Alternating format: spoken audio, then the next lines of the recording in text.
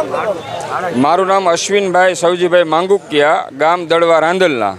હું ઘણા ટાઈમથી અહીંયા ખેતીની સાથે સંકળાયેલો વ્યક્તિ છું. અહીંયા મારે જણસી કપાસ લઈને આવવાનું થતું હોય છે અને અહીંયા ભાવ જે ચેક કર્યા પછી જે ભાવ આપવામાં આવે છે અને એ માલ લઈને જ્યારે અમે અહીંયાથી જીનમાં જઈએ છીએ તો ત્યાં અમારી સાથે કડદો કરવામાં આવે છે. કડદો એટલે શું?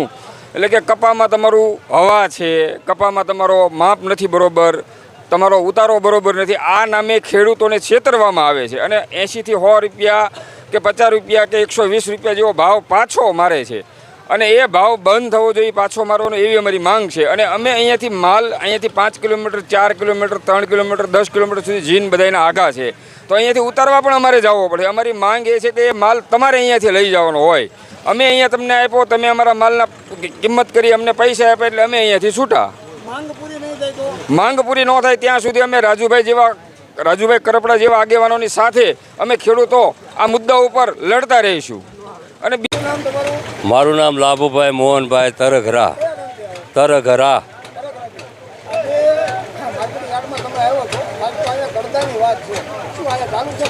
હા, કરદો ચાલુ છે અને અમને આ ઠેઠ હિમના જેને અહીંથી 10-10 કિલોમીટર આઘા હોય તો ખેડૂતને નાખવા જવું પડે અને ના જઈને ઈવડાય લોકો કડદો કરે છે.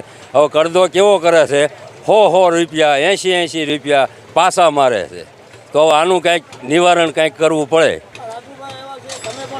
હા, નિર્ણય એ જ છે કે કડદો ન થવો તો અને ખેડૂતને આમાંથી મુક્ત કરો તમે. અને એવડે તો ક્યારે પણ બંધ કરી દીધો, હજી કાંઈ થયો નથી. જે થોડા દી પહેલાં જ વિડીયો આવ્યો કે ભાઈ કરદો 80 રૂપિયા 1380માં ગયો હતો અને 80 રૂપિયા પાછો મારવાની વાત થઈ અને એને એવું કીધું કે ભાઈ મારો જે પડેલો માલ જો એ તમે પાછો ભરો, તો આવડા લોકોએ પાછો ભરવાની ના પાડી. અમારી માંગ એ જ તે કરદો ન થવો જોઈએ અને બધાને અહીંયા માલ ઠલવવો પડે. હા, માર્કેટિંગ યાર્ડને છે ને. હા, હવે તો મિની ભગત હોય તો જ થાય, નકર આવું ક્યાં જ થાય. આજે બોટાદ કડદા માર્કેટિંગ યાર્ડની અંદર જે છેલ્લા 12 વર્ષથી ખેડૂતોને લૂંટવામાં આવી રહ્યા છે, જેની વિરુદ્ધમાં આજે હજારોની સંખ્યામાં ખેડૂતો આક્રોશ સાથે બે મહત્ત્વના મુદ્દાને લઈને રજૂઆત કરવા માટે આવ્યા છે. એમાંની જે પહેલી માંગણી છે કે હરાજી સમયે વેપારીએ જે રીતે કપાસને ચેક કરવો હોય એ કરી લે, પરંતુ હરાજીમાં ભાવ નક્કી થઈ ગયા પછી કોઈ પણ ખેડૂતનો ભાવ ઓછો કરવામાં ન આવવો જોઈએ અને ખેડૂતને એવું પણ કહેવામાં ન આવવું જોઈએ કે અહીંયાથી કપાસ પરત લઈ જાઓ. એક વખત હરાજી થઈ ગઈ, જે ભાવથી થઈ ગઈ એ જ ભાવથી કમ્પલસરી વેપારીએ કપાસ લેવો પડશે.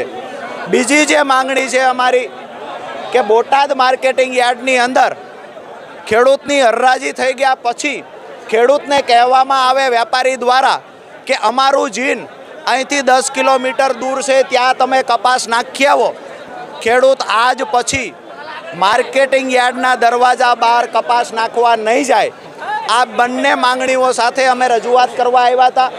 ગુજરાતના કોઈ માર્કેટિંગ યાર્ડમાં આવી રીતે ખેડૂતોને હેરાન કરવામાં નથી આવતા. ચેરમેન દ્વારા 2 દિવસથી મીડિયામાં આવી અને વાતો કરવામાં આવે છે કે અમે કડદો બંધ કરી દીધો છે. અત્યારે અમે કહ્યું કે વેપારી ખેડૂતનો કપાસ હરાજી પછી ફરજિયાત લઈ લે છે, કપાસ પાછો નહીં મોકલે. આ લેખિતમાં બાહેધરી આપો. ચેરમેન લેખિતમાં બાહેધરી આપવાથી ભાગી ગયા છે. મતલબ મીડિયા સામે આવી બોટાદ માર્કેટિંગ યાર્ડ ચેરમેને કરેલી વાતના દાવા પોકળ સાબિત થાય છે. આજે જ્યારે લેખિત માંગણી કરે છે ખેડૂત, તો ચેરમેન આપવા તૈયાર નથી. ભૂતકાળમાં પણ આવી મૌખિક વાતો ચેરમેનોએ કરી છે અને ખેડૂતોનું શોષણ યથાવત રહ્યું છે. આ બે માંગણીઓ જ્યાં સુધી સંતોષવામાં નહીં આવે ત્યાં સુધી બોટાદ માર્કેટિંગ યાર્ડમાં ફરી વખત હરાજી નહીં થાય તો ખેડૂતોએ નિર્ણય લીધો છે. મનોજભાઈ, ખેડૂતો કડદાને લઈ અને આપની પાસે માર્કેટિંગ યાર્ડમાં મોટી સંખ્યામાં રજૂઆત કરવા માટે આવ્યા હતા, શું કહેશો? આજે મોટી સંખ્યામાં ખેડૂતો પોતાના પ્રશ્નો લઈને આવ્યા હતા. અમારી જવાબદારી છે એપીએમસીના ચેરમેન તરીકે કે ખેડૂતોના હિતમાં નિર્ણય થાય એ માટેના જવાબો આપવા અને કામગીરી પણ કરવી.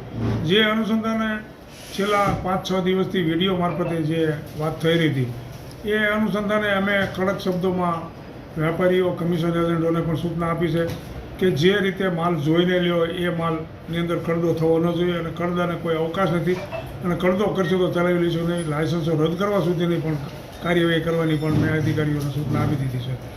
સાથોસાથ બીજો પ્રશ્ન એમનો એવો હતો કે હરાજીનો થયેલો માલ ત્યાં ઠલવવો, પણ એ માટે વેપારીઓ કમિશન એજન્ટોને સહમત કર્યા વગર આ નિર્ણય થઈ શકે તેમ ન હતો.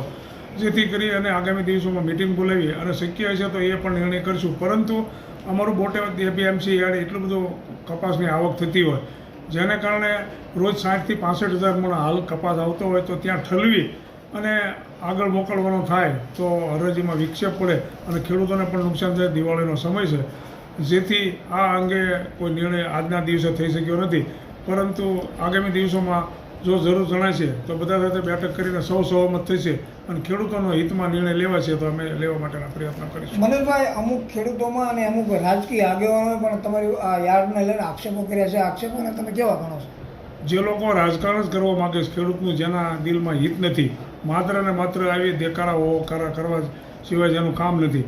બોટાદ એપીએમસી છેલ્લા ઘણા સમયથી સમગ્ર એરિયાની અંદર જાણીતું યાર્ડ છે. ગમે એટલો કપાસ આવ્યો હોય, ગયા વર્ષે 90 લાખ મણ કપા બોટાદ એપીએમસીમાં આવ્યો હતો અને આશરે 10 કરોડ રૂપિયાનો ખેડૂતોએ અહીંયા પોતાનો માલ વેચ્યો હતો.